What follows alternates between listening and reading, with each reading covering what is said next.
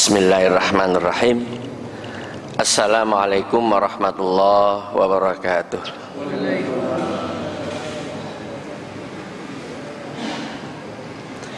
Alhamdulillahirabbil alamin. Wa bihi nasta'inu ala umuri dunya waddin. Wassalatu wassalamu ala asrafil anbiya'i wal mursalin wa ala alihi wa sahbihi ajma'in. Kaum muslimin jamaah Masjid Darussalam yang dimuliakan Allah, yang selalu diberikan rahmat oleh Allah Subhanahu wa taala. Kita bermohon kepada Allah Subhanahu wa taala mudah-mudahan selalu memperoleh hidayah, memperoleh perlindungan dan ampunan dari Allah Subhanahu wa taala. Salawat dan salam semoga disampaikan kepada junjungan kita Nabi besar Muhammad sallallahu alaihi wasallam.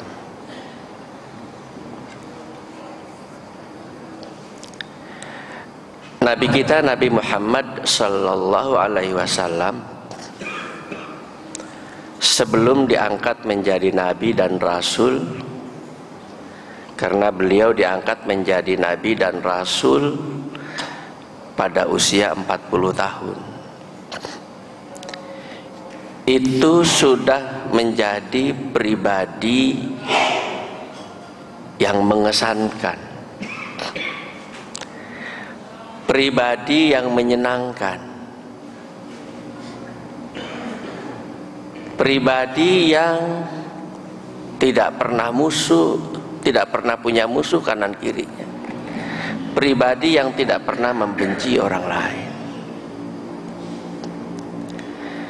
Sehingga pada waktu Rasulullah sallallahu alaihi wasallam ini diangkat menjadi nabi dan rasul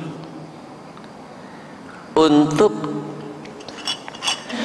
komunikasi dengan umat, dengan orang-orang Quraisy, dengan lingkungannya, tidak mengalami kesulitan,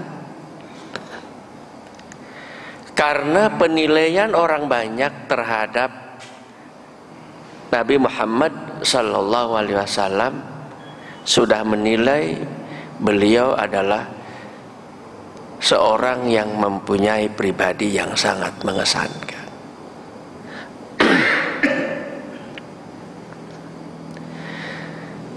Salah satu sifat yang Allah berikan kepada Nabi Muhammad adalah sifatnya yang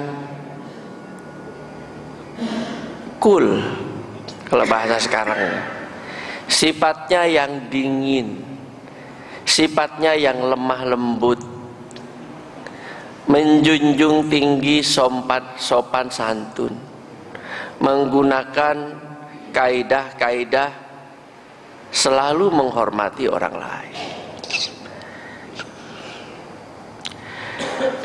Dan kelemah lembutan Nabi kita Muhammad sallallahu alaihi wasallam ini dicantumkan oleh Allah di dalam Al-Quran,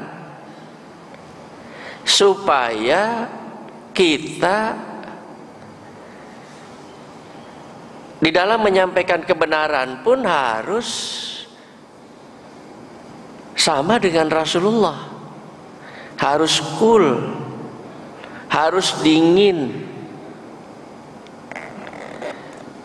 Mari kita baca firman Allah di dalam surat Al-Quran yang menceritakan tentang kelemah lembutan Rasulullah. Allah berfirman di dalam Al-Quran, "Fabima rahmatim minallahi lintalahu walau kunta fazzan ghalizal qalbi lanfaddu min haulik."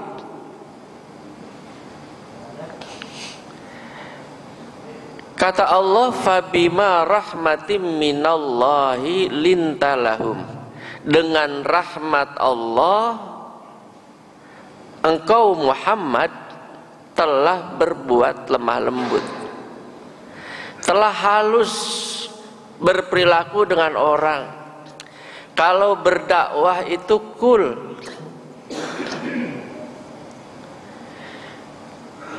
Kalau Rasulullah saja berdakwah dengan kul, kenapa kita harus berdakwah dengan intonasi yang tinggi? Kenapa kita harus berdakwah seperti teriak-teriak memarahi orang lain seolah-olah dirinya paling benar? Rasulullah saja yang diberikan wahyu oleh Allah tidak mungkin salah, diberikan sifat maksum, tidak mungkin keliru, tidak teriak-teriak memarahi orang, menganggap dirinya paling benar. Jadi kita mengharapkan, apalagi di masjid ini, suasana dakwah ini suasana dakwah yang cool. Karena kita sedang mengajak orang lain kepada jalan yang benar. Kata Allah di dalam Al-Quran, lanjutan ayatnya, walau kunta fazzan ghalizal qalbi lanfaddu min haulik. Sebab Muhammad, kalau kamu orangnya kaku, keras kepala, intonasi kami tinggi, kata Allah ini kepada Nabi Muhammad, lanfaddu min haulik, orang-orang niscaya akan kabur dari kamu, akan menjauhkan diri dari kamu. Sementara kita ini mau mengajak orang. Jadi jangan sampai ada sebuah kegiatan dakwah, kegiatan pengajian, karena gara-gara intonasi tinggi, seorangnya pergi, tidak mau mendengarkan, tujuan kita tidak tercapai.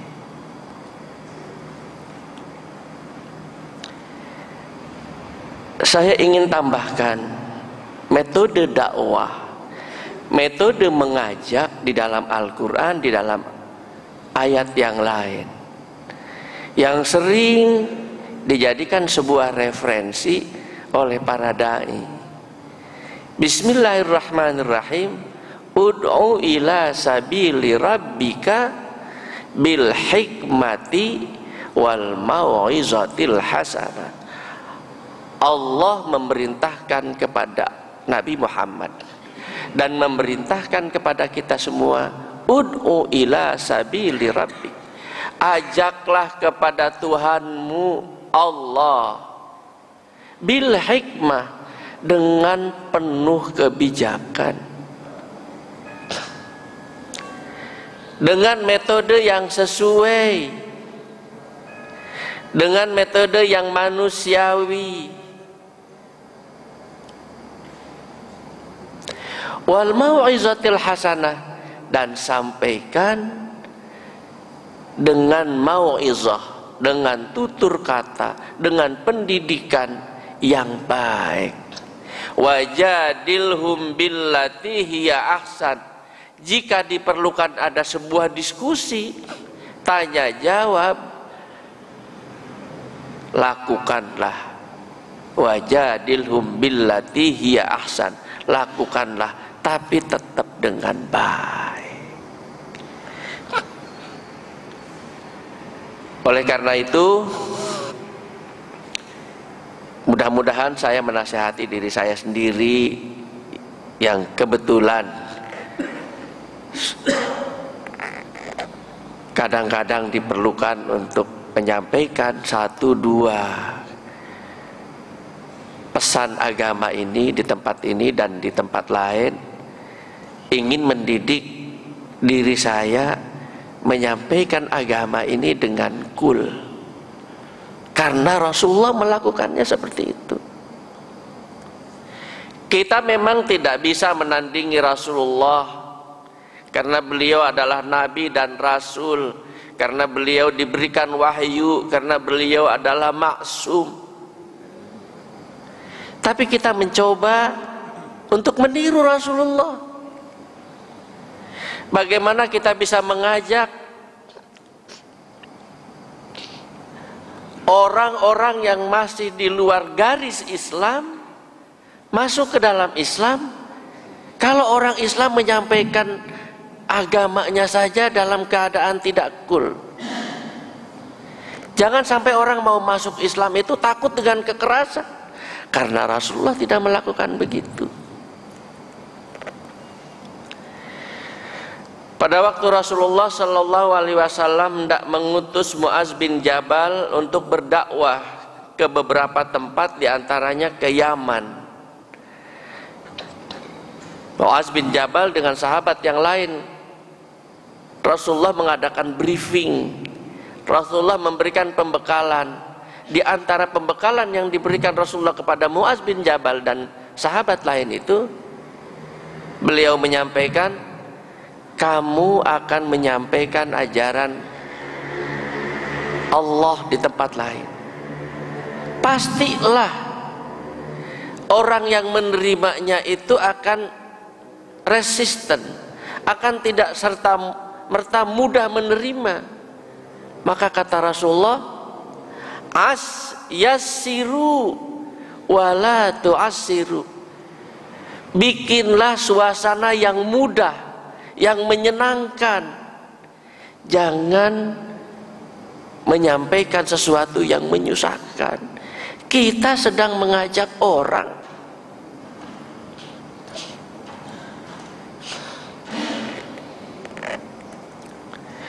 Memang tatkala kita memberitahu orang, yang orang ini oleh kita dipersalahkan, mungkin juga lama-lama dia akan mencari sebuah sumber kebenarannya. Tapi tatkala orang itu disalahkan, mungkin pada tahapan pertama dia akan resisten. Oleh karena itu, dakwah ini perlu waktu, dakwah ini perlu tahapan. Itulah barangkali kenapa di masjid-masjid di Jawa dulu, masjid-masjid besar, sekarang sudah masih ada peninggalannya, itu ada gamelan-gamelan. Di beberapa masjid besar, ya, mungkin seperti Masjid Kudus, Masjid Banten, Masjid itu ada gamelan. Tidak ada Rasulullah mengajarkan supaya masjid itu punya gamelan. Tapi karena pada waktu itu orang gandrung terhadap kesenian, terhadap gamelan, maka untuk sementara waktu gamelan diizinkan, supaya orang datang mau ke masjid. Nanti kita jelaskan perlahan-lahan, dakwah itu ada tahapannya. Di dalam briefing Nabi Muhammad sallallahu alaihi wasallam kepada Muaz bin Jabal, yang pertama engkau ajarkan nanti di sana adalah keimanan tidak ada Tuhan kecuali Allah dan Muhammad itu adalah utusan Allah. Itu dulu. Kalau mereka sudah yakin, tidak ada kebimbangan, tidak ada keraguan lagi tentang itu, katakan kepada mereka, Allah yang kamu yakini, Allah yang kamu imani itu mewajibkan kamu sholat. Jadi ada tahapan.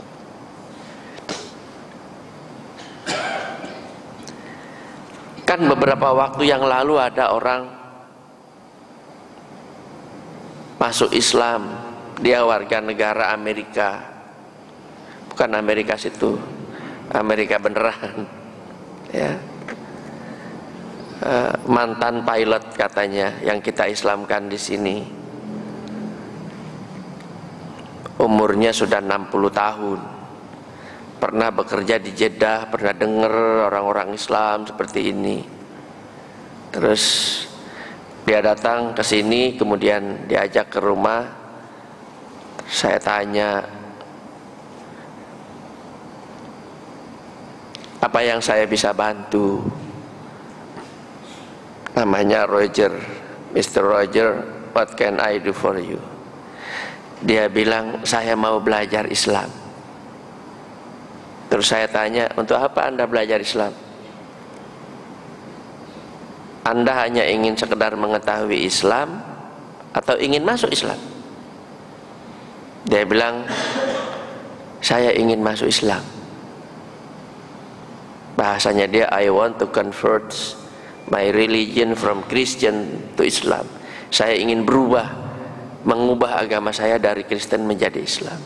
Saya bilang, kalau Anda ingin menjadi Islam, sekarang masuk Islam dulu, nanti belajarnya belakangan. Bagaimana? Masuk Islam dulu, nanti belajarnya belakangan. Saya bilang, karena Islam itu gampang, ya kan?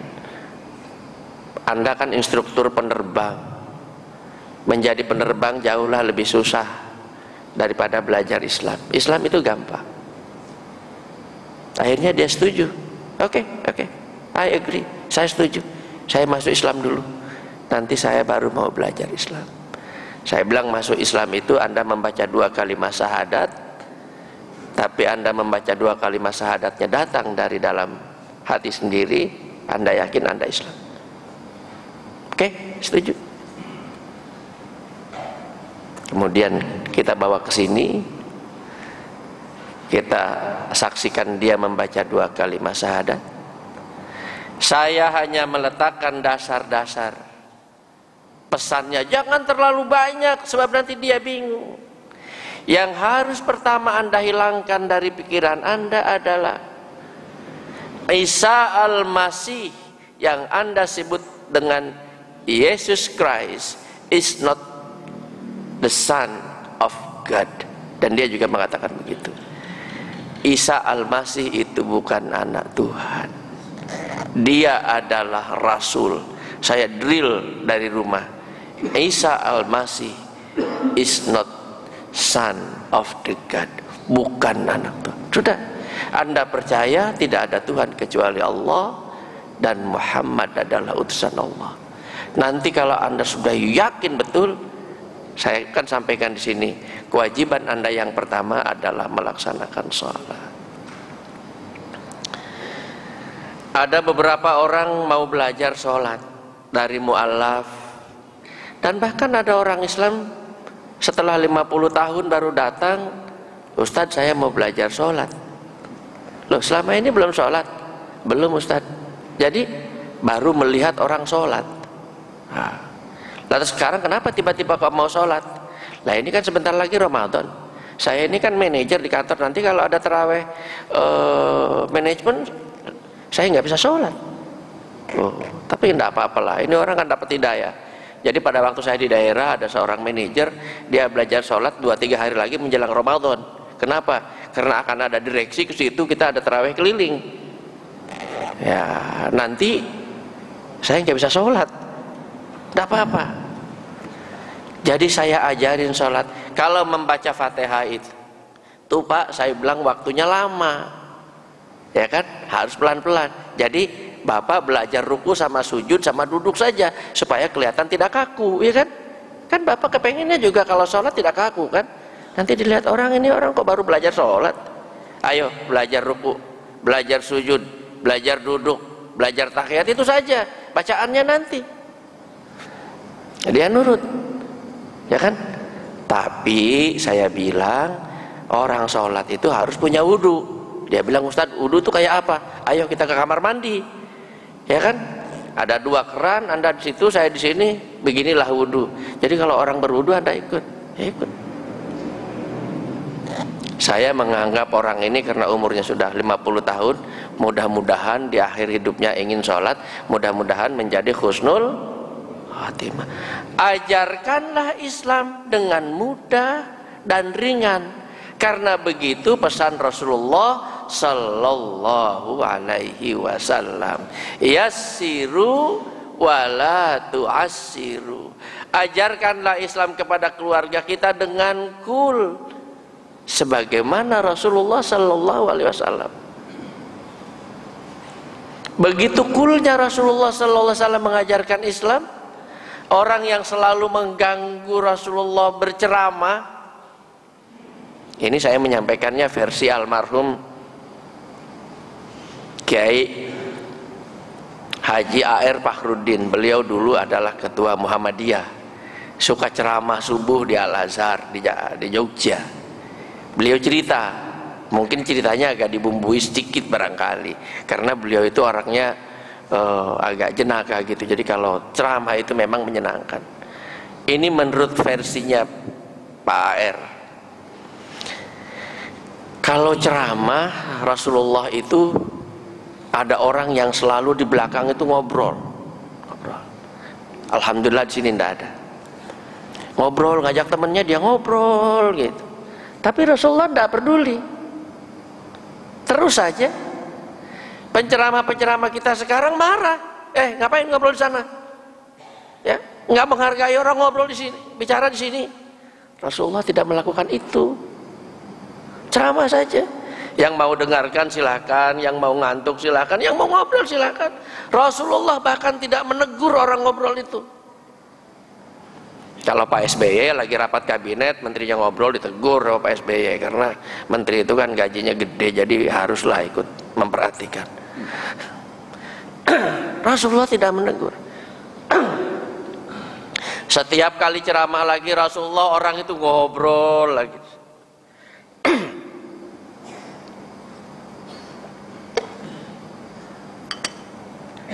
Ceramah lagi, orang itu ngobrol lagi. Ada ceramah lagi, loh kok nggak ada orang ngobrol? Ternyata pemicunya orang yang suka ngajak ngobrolnya nggak ada.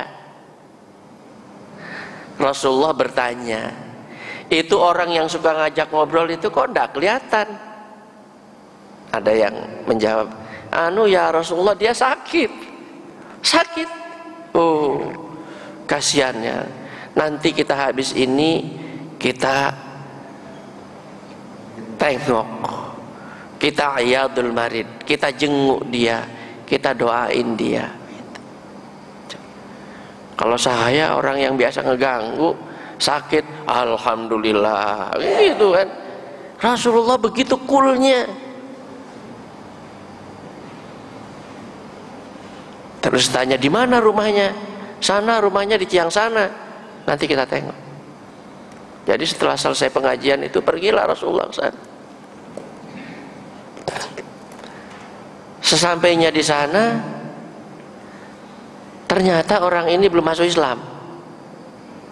Ya kan? Rasulullah tahu itu.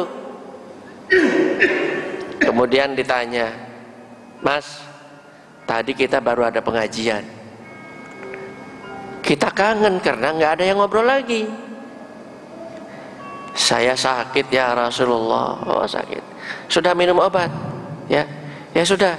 Mudah-mudahan kamu cepat sembuh. Nanti kalau ada pengajian datang lagi dan kamu ngobrol lagi ya. Itu begitu coolnya.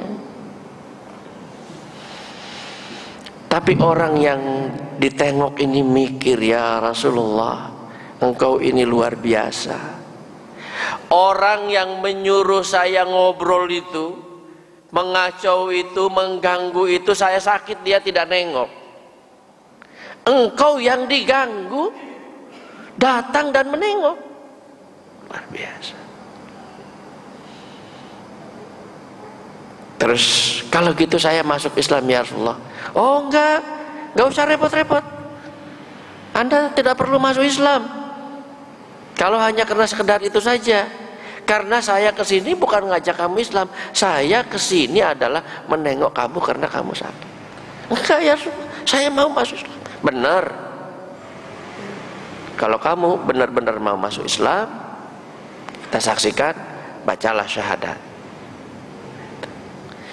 Jadi kita menarik orang berdakwah ini harus dengan cool, karena begitulah dilakukan oleh Rasulullah Sallallahu Alaihi Wasallam. Bapak-bapak kan berulang-ulang mendengar Rasulullah Sallallahu Alaihi Wasallam begitu mulia akhlaknya, begitu coolnya, begitu tidak pernah tersinggungnya dengan kata-kata orang. Kan yang Orang Yahudi yang selalu disuapin oleh Rasulullah yang matanya buta di pinggir jalan, setiap Rasulullah melewat ke situ membawa makanan, karena orang ini matanya buta, kemudian usianya sudah tua, disuapin oleh Rasulullah. Bahkan dihancurkan dulu makanannya karena sudah tua, mungkin giginya sudah ompong. Setiap Rasulullah menyampaikan makanan dan menyuapinya, si Yahudi buta ini selalu ngoceh. Kamu tahu nggak? Itu Muhammad itu katanya ngaku-ngaku Rasul, ngaku-ngaku Nabi. Nggak benar itu pembohong, itu penyihir, kamu jangan percaya sama dia ya gitu. Kita ikuti saja agama kita yang lama. Nanti datang lagi ngasih makan lagi, ngomongnya kayak gitu. Rasulullah tidak mengatakan, ini orang yang memberi makan kamu ini adalah Nabi Muhammad, Nabi dan Rasul. Tidak, datang lagi dan menyuapi lagi.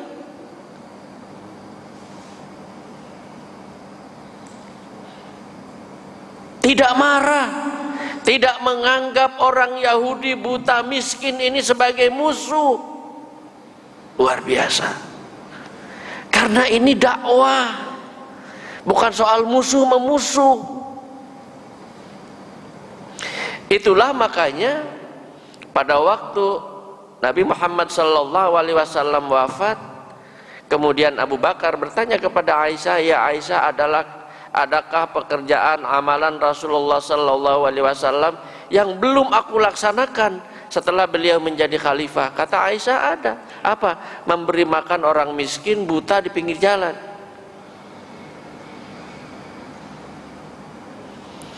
Kemudian Abu Bakar datang ke tempat itu membawa makanan, tapi dengan penyajian yang berbeda.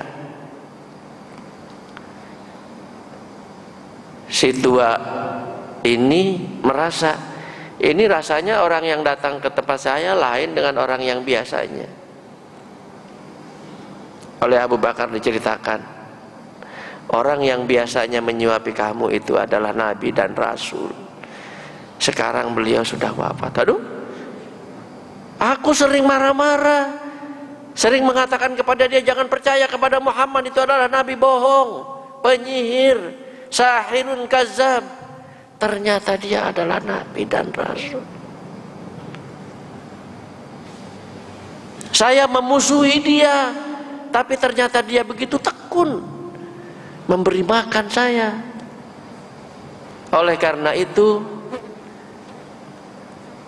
karena kemuliaan akhlaknya yang luar biasa, saya ingin menyatakan diri masuk Islam. This is dakwah, bukan soal hardik menghardik, bukan soal marah memarah, bukan soal musuh memusuhi. Apalagi kita sudah berada di dalam agama Islam, bukan lagi soal kotak mengkotak aliran ini dan itu. Innamal mu'minuna ikhwatun fa aslihu baina akhwaikum. Al-Quran, kamu itu saudara, bukan hanya teman, saudara kata Allah. Cobalah hidup dalam keadaan damai, tentram, cool. Karena Rasulullah Sallallahu Alaihi Wasallam mengajarkannya seperti itu, sehingga dalam waktu 23 tahun menyampaikan ajaran agama Islam di tempat orang yang menentang, Rasulullah Sallallahu Alaihi Wasallam berhasil menyampaikan ajaran agama Islam. Kita kalau berdakwah di hadapan orang Islam, Bapak pernah berdakwah di hadapan orang Kristen, di hadapan orang kafir? Belum pernah kan? Kita berdakwah ini di hadapan orang Islam.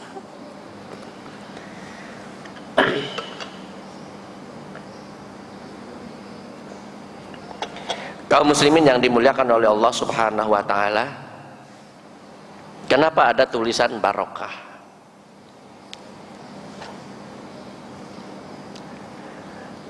Pada waktu saya masih kecil, saya dilahirkan di kampung. Kalau ayah saya pulang dari selamatan, tahlilan, kenduri, itu membawa nasi dibungkus pakai daun pisang. Terus ibu saya menyebutnya itu berkat. Ya. Saya kira di Jakarta juga namanya berkat ya. Berkat ya. Kalau nasi dari Selamatan itu namanya berkat kan? Ya. Di Jawa juga kan? Saya tidak tahu siapa yang memberi nama itu berkat. Orang itu namanya nasi kok. Itu di Medan macam mana itu namanya? Berkat juga. Di Padang apa namanya? Pulang dari Selamatan ada bawa nasi makanan berkat juga. Ya. Kami di kampung namanya berkat. Ya. Saya tidak tahu siapa yang memberi nama berkat. Tapi berkat itu barangkali kalau di dalam bahasa Arab adalah barokah. Barokah. Kita kalau makan diajarin sebuah doa. Doa ini kemudian menjadi agak redup karena teman-teman bilang ini tidak ada hadisnya. Padahal doanya baik. Allahumma barik lana fi ma razaqtana wa qina azabannar. Ya Allah, berikanlah keberkahan kepada kami, kepada rizki yang kau berikan kepada kami. Ya. Saya pernah menceramahkan doa ini di Angkatan Laut, ada anak muda, Ustadz, itu tidak ada dalam hadisnya. Itu doa kok. Apa kita tidak boleh mau berdoa memohon berkah kepada Allah? Oke, kalau nggak boleh mau saya ganti pakai bahasa Indonesia. Bismillahirrahmanirrahim. Ya Allah, saya mau makan, berikanlah kepada kami keberkahan atas rezeki yang kau berikan. Tidak boleh.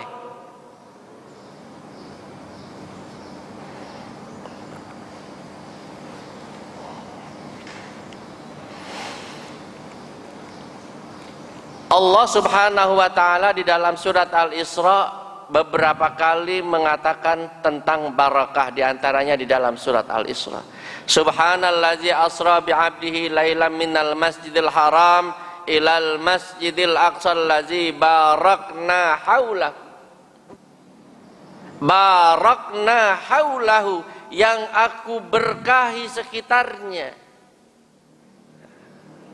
Makanya sekarang Masjidil Haram sampai dengan Masjidil Aqsa, ya kan, Madinah sekitarnya penuh dengan keberkahan, karena ini adalah perintah Allah.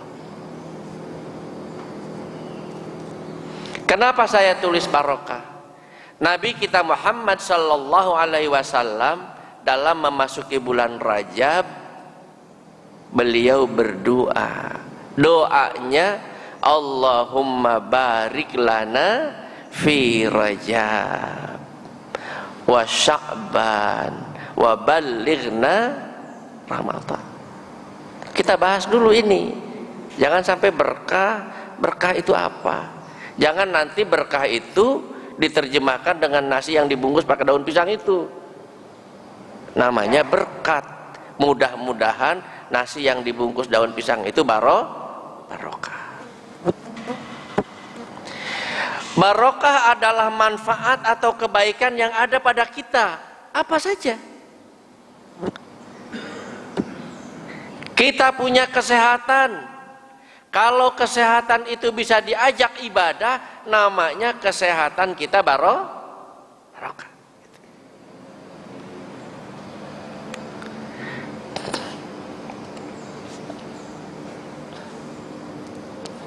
Ya. Kita punya waktu. Waktu kita ini sekarang pada bulan Rajab. Kalau waktu kita itu bisa digunakan untuk ibadah, namanya waktu yang barokah. Ya. Jadi walaupun doanya Allahumma barik lana fi Rajab, tapi kita mensia-siakan bulan Rajab ini, kita hanya bermain, kita tidak beribadah, itu tidak barokah.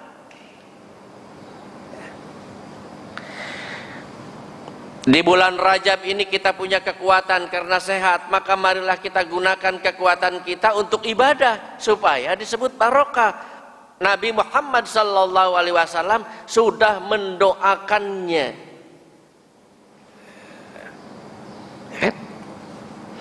Bapak-bapak punya ilmu apa saja yang baik, punya keahlian, gunakan untuk apa?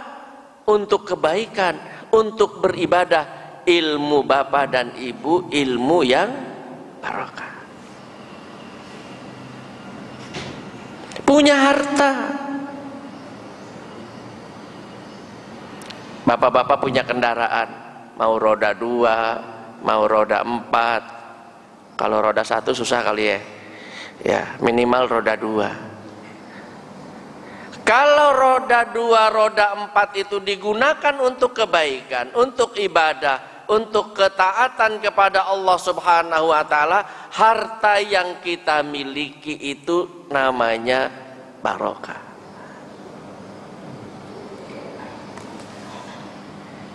Bisa mengantarkan kita untuk kebahagiaan bukan hanya di dunia.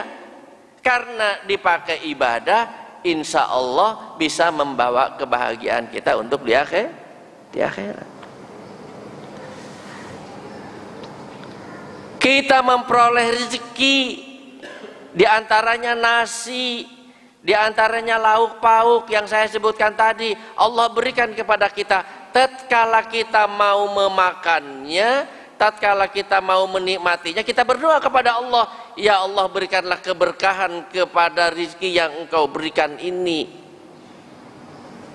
Kenapa? Supaya tatkala makan ini dimakan ke dalam tubuh, masuk ke dalam tubuh, kemudian menjadi kekuatan dan kesehatan. Kekuatan dan kesehatannya mudah diajak ibadah, maka rezekinya barokah. Kalau rezeki yang kita miliki dibawa ibadah susah, tapi dibawa maksiat gampang, namanya rezeki tidak barokah. Tapi kalau dompet bapak-bapak hilang, ada uangnya, jangan buru-buru dipanis, itu rezekinya nggak barokah makanya hilang. Belum tentu. Pertama karena keteledoran, ya kan? Yang kedua karena ada usaha orang lain mengambilnya. Belum tentu. Kan kita suka buru-buru memponis orang kan, waduh dompetnya hilang, duitnya hilang juga. Nah, itu duit kalau nggak berkah itu kayak gitu, hilang. Banyak duit koruptor nggak hilang. Bukan itu. Barokah itu adalah sesuatu yang Allah berikan kepada kita dan ada pada kita saat ini, kita gunakan untuk ibadah. Baju-baju yang bapak dan ibu miliki sekarang dipakai ke masjid, dipakai untuk beribadah, dipakai untuk taklim.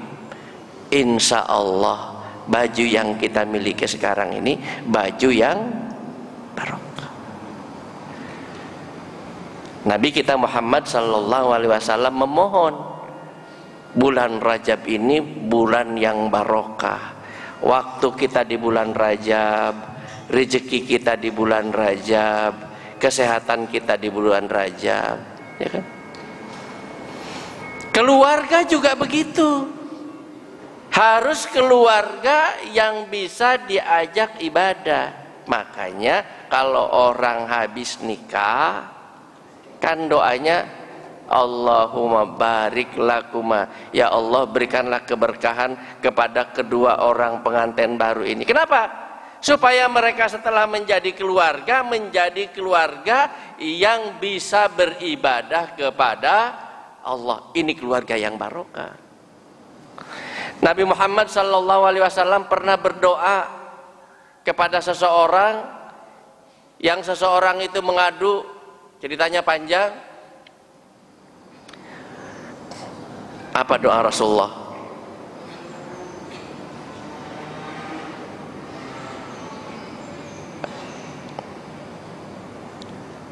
Allahumma barik lailatakuma, semoga Allah memberikan keberkahan kepada malammu berdua, suami istri. Jadi suami istri ya telah mengadakan hubungan pada malam itu, lapor kepada Rasulullah karena anaknya meninggal, datang kepada Rasulullah, didoakan oleh Rasulullah, semoga malam kamu tadi berdua diberikan keberkahan oleh Allah Subhanahu wa taala. Ini hadisnya sahih. Kemudian dari keluarga itu lahir anak-anak yang soleh, anak-anak yang menjadi ulama, anak-anak para penghafal Al-Quran. Apa artinya? Allah berdoa untuk orang yang tadi itu punya keluarga yang barokah. Jabatan kalau digunakan untuk kebaikan, digunakan untuk beribadah kepada Allah Subhanahu wa taala, jabatan yang barokah. Sebenarnya doa Rasulullah sallallahu alaihi wasallam ini puncaknya adalah Allahumma barik lana fi Rajab wa Sya'ban wa ballighna Ramadan. Sampaikanlah kami kepada bulan Ramadan. Puncaknya adalah Ramadan. Rajab dan Sya'ban persiapannya. Nah, menjelang Ramadan ini supaya barokah, mari kita tingkatkan ibadah kita supaya begitu masuk Ramadan ibadah-ibadah kita sudah menjadi lebih baik. Kenapa harus memulai membaca Al-Quran pada tanggal 1 Ramadan? Emang pada bulan Rajab tidak boleh baca Quran? Ayo baca Quran hari ini 1 juz. Emang pada bulan Sya'ban tidak boleh baca Quran? Kalau mau niat membaca Al-Quran di bulan Ramadan, mulai dari sekarang. Di dalam satu riwayat tidak ada sholat sunnah yang paling banyak dilakukan oleh Rasulullah selain bulan Sya'ban.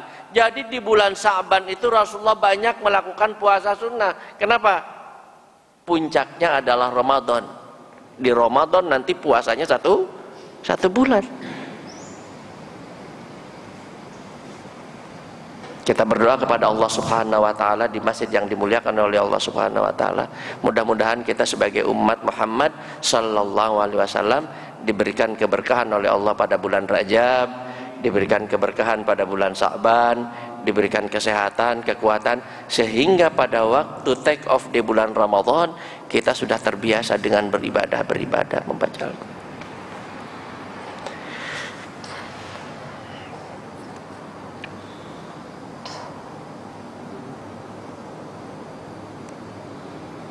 Kalau ininya macet ya selesai.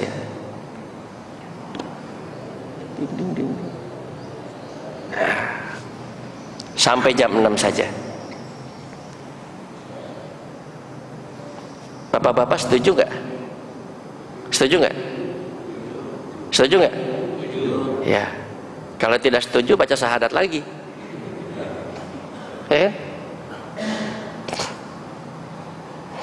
Kita ini manusia adalah makhluk ciptaan Allah. Setuju kan? Alhamdulillah. Kalau nggak setuju baca syahadat. Kalau kita yakin bahwa kita ini makhluk ciptaan Allah, maka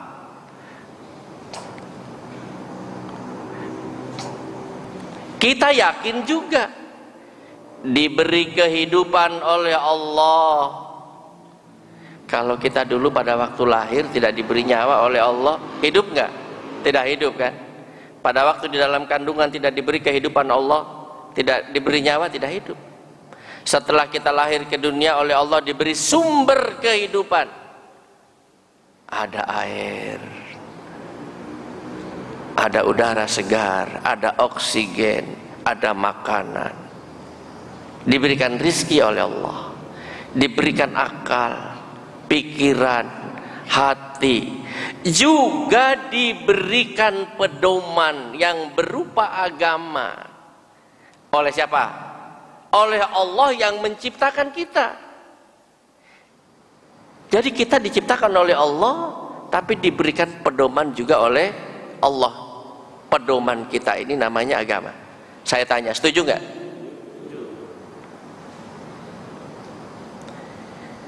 Kalau kita setuju diciptakan oleh Allah, diberikan rizki oleh Allah, diberikan pedoman oleh Allah, jadi tidak ada alasan untuk menentang Allah kan? Tidak ada alasan untuk tidak ikut perintah Allah kan? Katanya setuju.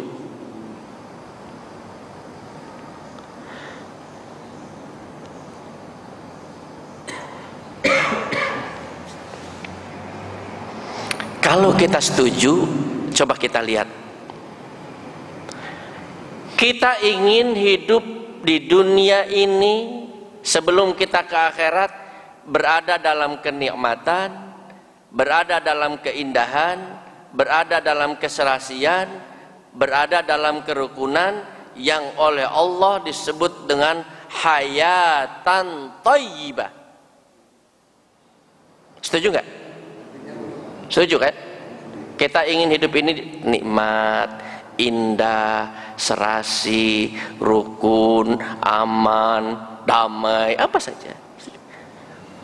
Dan Allah menyebutnya di dalam Al-Quran hayatan thayyibah. Kalau kita setuju ingin ini, maka untuk memperoleh hayatan thayyibahnya pun harus ikut perintah Allah. Karena yang menciptakan kita Allah, yang mengeluarkan pedomannya Allah, yang memberikan rizkinya oleh Allah. Kenapa kita harus cari pedoman lain? Ya, ya, satu slide ini aja, sudah mau jam 6. Nah, surat An-Nahl ayat berapa ini? 97. Bismillahirrahmanirrahim. Man amila salihan min zakarin au untha wa huwa mu'minun falanuhyiyannahu hayatan thayyibah wa lanajziyannahum ajrahum bi ahsani ma kanu ya'malun. Kalau kita setuju hidup ini ingin hidup yang hayatan thayyibah, thayyib itu indah, thayyib itu nikmat, thayyib itu baik, thayyib itu membahagiakan. Masa kita nggak setuju? Kalau kamu setuju itu, kata Allah, baca ayat ini. Apa usahanya supaya mencapai hayatan thayyibah? Man amila salihan, barang siapa yang beramal soleh, laki-laki atau perempuan sama saja, wa huwa mu'minun, dan dia beriman. Beramal soleh dan beriman, beriman dan beramal soleh, itu saja. Ya kan? Maka Allah akan menghidupkan kamu, falanuhyiyannahu hayatan thayyibah, kehidupan yang indah, kehidupan yang nikmat, kehidupan yang serasi, kehidupan yang rukun, kehidupan yang damai, kehidupan yang tentram, kehidupan yang menenangkan. Apalagi? Asal kamu beramal soleh dan beriman. Asal kamu beriman dan amal soleh. Kalau duit banyak, amal soleh saja bisa.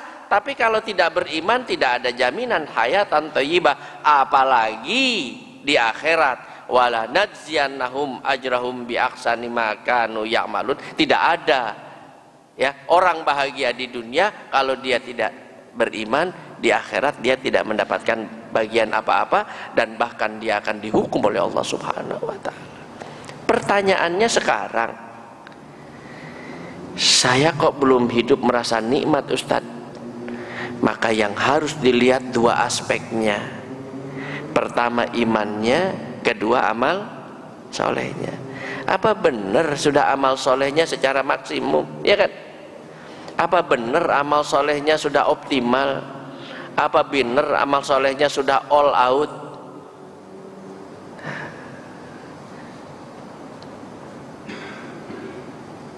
Amal soleh yang ada di dalam Al-Quran, yang ada di dalam hadis, yang ada di dalam agama kita sebagai pedoman, jangan-jangan masih ada yang belum kita laksanakan, ya kan? Sehingga hayatan thayyibah belum sepenuhnya kita rasakan. Satu contoh saja, ya, Jam 6 persis selesai. Jam 6 2 menit lah. Masa nggak boleh nawar? Kan katanya barang siapa yang duduk-duduk di masjid setelah sholat subuh, berzikir, berdoa, membaca Al-Quran, taklim seperti kita ini, sampai dengan terbit matahari. Setelah terbit matahari, sholat 2 rakaat. Ya, itu ada buku yang dibagikan, bagus sekali. Ya, kalau soal nama terserahlah. Tapi Rasulullah sendiri tidak menyebut nama itu dengan sholat suruk, tidak ada. Ya, disebutnya sholat sunnah 2 rakaat. Setelah terbit matahari, para ulama mengembangkan kira-kira 15 menit setelah terbit matahari. Sebab kalau persis terbit mataharinya, itu adalah sholat yang dilarang. Ya, itu ada bukunya di situ, dibagi-bagi. Ya, kalau yang memberi nama sholat suruk, wallahu alam siapa. Karena kalau pengertian suruk adalah terbit matahari. Sedangkan ini setelah terbit matahari. Kemudian diberikan penjelasan 15 menit setelah terbit matahari. Ada ulama yang mengatakan itu memang sholat duha. Ada yang mengatakan pembuka sholat duha. Ada yang mengatakan sholat sunnah mutlak. Kita tidak usah permasalahkan itu.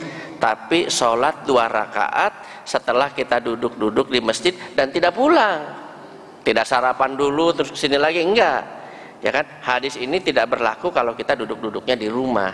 Jadi setelah sholat subuh kita tidak kemana-mana kecuali mungkin batal wudu, dan itu pahalanya sama dengan pahala haji dan umroh.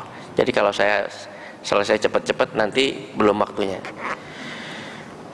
Hubungan baik dengan manusia, hablum minan nas, adalah sumber hayatan thayyibah, ya kan? Kalau kita hubungannya dengan orang lain baik, ini memberikan dampak hayatan thayyibah.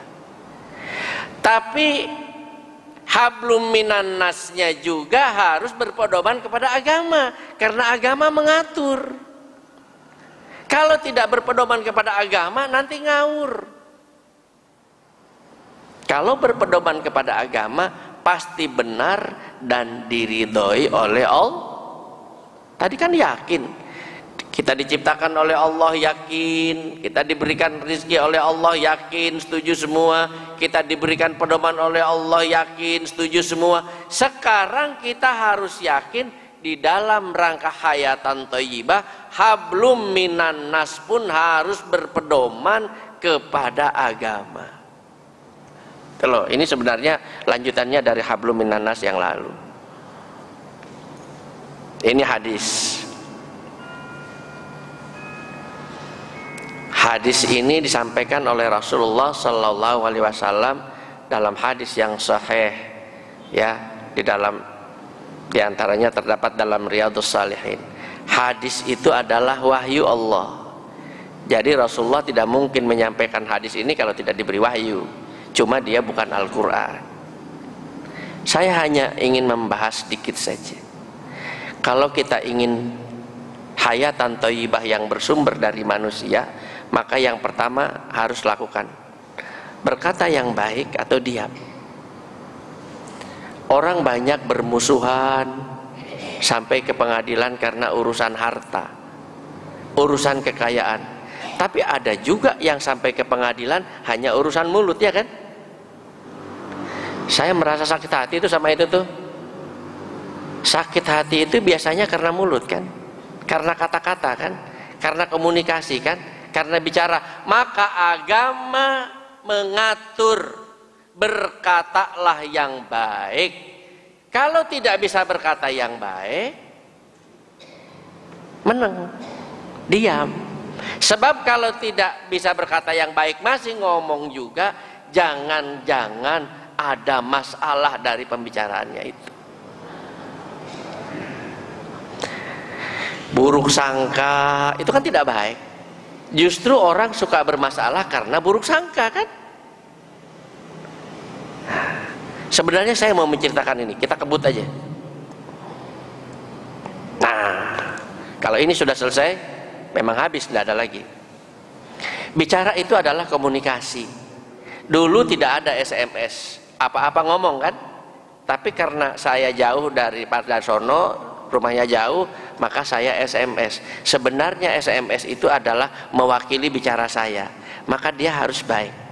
Biarin aja, orangnya kan tidak ngelihat, jadi saya ngomongnya seenaknya saja di handphone ini, nggak bisa. Itu adalah mewakili orang yang membuat SMS.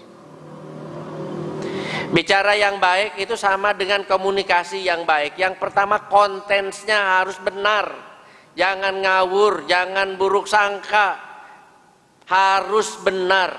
Tapi benar pun tidak selalu diungkapkan, tujuannya harus baik juga. Tujuan baik itu adanya di dalam hati. Saya pernah ngambil contoh, umpama nih, di sini orang miskin semua, saya orang kaya. Umpama nih, saya kemudian mau membagikan makanan, terus saya ngomong, orang itu kan kalau pada waktu dibagi sesuatu ngaku miskin kan.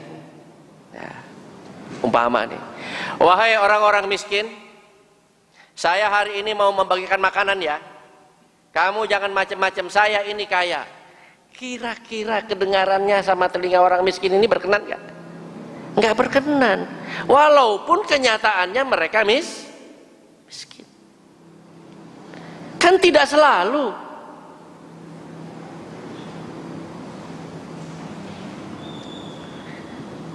Kenapa orang miskin disebut du'afa? Sama saja sebenarnya, du'afa itu adalah lemah, tapi kemudian du'afa ini menjadi lebih sopan, ya kan? Tapi kalau kalimatnya, saya kebetulan ada rezeki dari Allah, saya ingin berbagi dengan bapak-bapak, mudah-mudahan bisa dinikmati, mudah-mudahan bisa bermanfaat, doain saya, kalau saya ada rezeki lagi, insya Allah saya bisa berbagi lagi. Makanya di dalam Al-Quran, la tubtilu sadaqatikum bil manni wal adha. Jangan kamu rusak sedekah kamu dengan kata-kata yang kasar dan menyakitkan. Membantunya sudah benar, komunikasinya yang salah. Nih 50.000 nyumbang, jangan kesini lagi ya, rewel bolak-balik minta sumbangan. 50.000-nya keluar, pahalanya tidak ada. Itu Al-Quran yang mengatakan kamu menghancurkan sedekah kamu dengan komunikasi yang tidak bagus. Bijak penyampaiannya, tepat waktunya, ikhlas melakukannya. Jadi kalau kita ingin memperoleh hayatan thayyibah yang bersumber dari manusia, karena teman, kawan-kawan, sahabat, saudara, keluarga juga memberikan andil terhadap kebahagiaan kita. Pesan pada subuh ini, qul khairan aw liyasmut, bicaralah yang baik. Kalau tidak bisa bicara yang baik, kita diam. Ini kata Rasulullah sallallahu alaihi wasallam. Bapak-bapak, saya sudah melebihi dari biasanya. Biasanya sebelum jam 6 sudah berhenti. Mudah-mudahan ini ada manfaatnya. Mari kita tutup dengan doa. Allahumma shalli ala sayyidina Muhammadin wa ala alihi wa sahbihi ajmain. Ya Allah, kami berdoa sebagaimana doa Nabi kita Muhammad sallallahu alaihi wasallam. Allahumma barik lana fi Rajab wa barik lana fi Sya'ban wa ballighna Ramadan. Ya Allah, berikanlah keberkahan kepada kami, kepada keluarga kami, apa saja yang kami miliki berupa waktu, harta, kekuatan, kesehatan, untuk bisa dijadikan beribadah kepadamu ya Allah. Berikanlah kepada kami keberkahan di bulan Sya'ban, sampaikanlah kami di bulan suci, di bulan yang mulia, di bulan Ramadan, dan pada bulan itu kami dapat melaksanakan ibadah sebaik-baiknya, dan Engkau memberikan keberkahan dan keridhaan kepada kami. Rabbana atina fid dunya hasanah wa fil akhirati hasanah wa qina adzabannar walhamdulillahi rabbil alamin. Kalau ada kekurangan mohon maaf, itu memang kelemahan manusia. Sekali lagi mohon maaf. Kita tutup dengan membaca doa kafaratul masjid, subhanakallahumma wa bihamdik asyhadu an la ilaha illa anta astaghfiruka wa atubu ilaik. Wassalamualaikum warahmatullahi wabarakatuh.